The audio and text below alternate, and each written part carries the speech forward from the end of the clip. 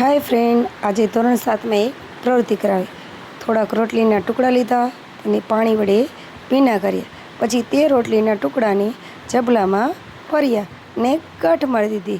तेने हुफाड़ी अने भेजवारी जग्या पर 2 થી 3 દિવસ सुधी राख्या, ज्यां सुधी तेना पर धब्बा देखाय नहीं त्यां सुधी।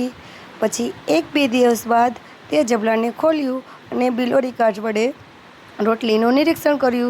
જોઈએ કેવું દેખાય છે। જો વિડીયો ગમે તો like, comment, share and subscribe કરજો।